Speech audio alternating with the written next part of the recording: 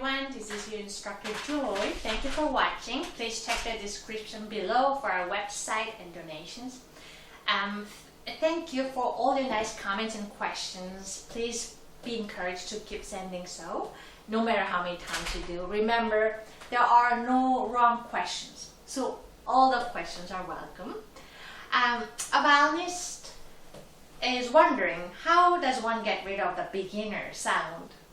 I think we all experience that. It's not just for beginner violinists, or sooner or later, sometimes our sound is not as ideal as one wished.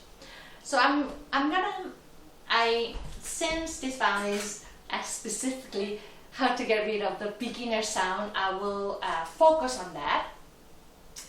I'm not going to go what I would normally do for advanced violinists, but rather focusing on this entry-level violinist. First, be generous with using your rosin. Yes, it starts with that. Often I find it a beginner violinist don't always understand the importance of rosin. So I tell all my beginner violinists to start using rosin 10 times every time, like 1, 2, 3, 4, 10 times, and your violin will get dusty, and then you just have to clean. But rosin plays an important role when it comes to producing nice sound, so that will certainly help you. Number one. Another one that can be helpful is put rosin on the string straight. You're wondering, what? Never heard of it. Yes, it was new to me too. My husband is a bass player, and I saw him doing that, and I'm like, it's weird. I tried it myself. It works great, especially when it's really, really dry. What it does is, I like to use a Colston. In this case, is a bass rosin. It's very, very sticky. So something like this. So I rub straight on the string, like this. Yeah. Until you get. Yeah. So it helps for the bow hair to grab a little better. Yeah. You just have to clean afterwards very well, because those sticks to the string. So you want to clean that one well. So number one, just put rosin everywhere, on the bow hair, on the string. You just have to clean afterwards, but that will improve a lot. Number two, I like when violinists use whole bow, but if you are a beginner violinist, stay away from the frog for now. You will learn, and it's important to learn how to use the frog in this part as well. But because near the frog, it requires a little more control of your hand and joint. Therefore, when you are a beginner violinist, I often suggest use 2/3 of bow from the tip. So divide the bow to 3, and if you want, you can put a little tape there, and then use from the tip until 2/3. So don't use the frog yet. I'm not saying never, but for the time being, until you master this nice sound first, then you can move on to extending the length of the bow usage. But for now, you will just use from 2/3. Yeah. So just from here, and stop here again. And once you hear the significant sound improve, then also one gets motivated, and then you go to the next step. So one step at a time. For now, just try to use upper 2/3 of the bow from the tip until there.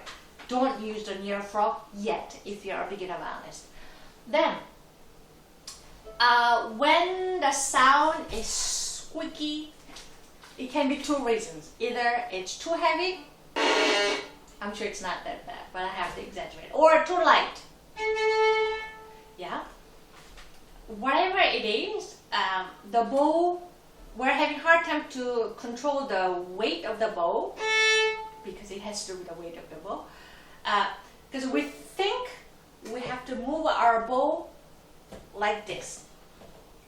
Instead of trying to move our bow a certain way, see if you can do, imagine yourself pushing the weight sideways, like this, yeah? Just allow the bow to fall, and instead of trying to move every movement, rather push it like this, like that, sideways movement. Yeah, and when you get towards the tip, allow your arm to fall. You don't have to keep fight or try to forcefully keep there. Just allow your bow to fall. Later on, you can work on details to get the bow in this perfect spot. But for now, again, one step at a time. Allow your arm to move sideways, and then when it gets towards the tip, which is this one, your arm wants to drop, and let it drop. Not like this. And then again, see in any open strings, if you can, just move the bow sideways. Make sure the bow is on the string, not falling like this on the string, but sideways. Yeah, simple movement. Then later you can work on specific perfect bow position, but for now try to find an easy spot to make nice sound. Squeaky sound or ugly sound happens when the bow is too closer to a brick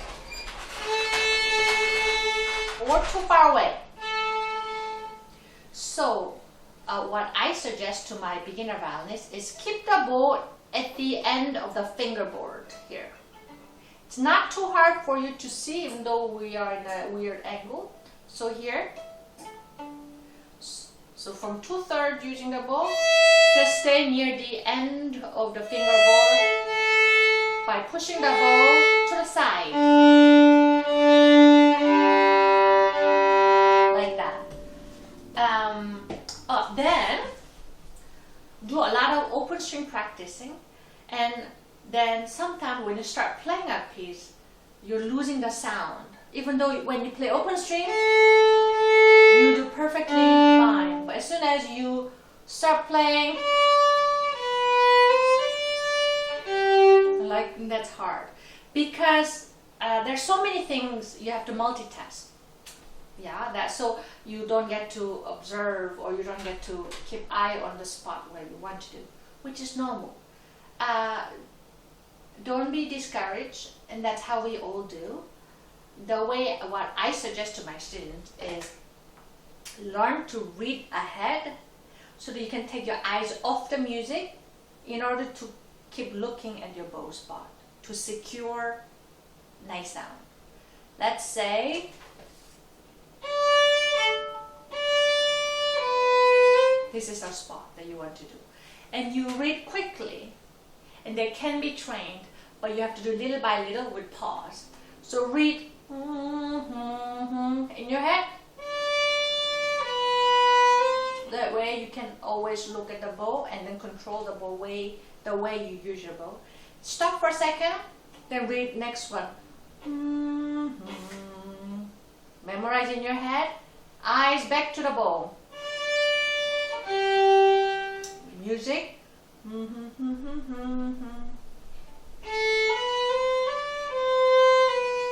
Then next music, memorize in your head, and then look back to the bow, like that. So you're teaching your brain to work ahead of your muscle. That way your eyes can be always there to control your bow for the nicer sound.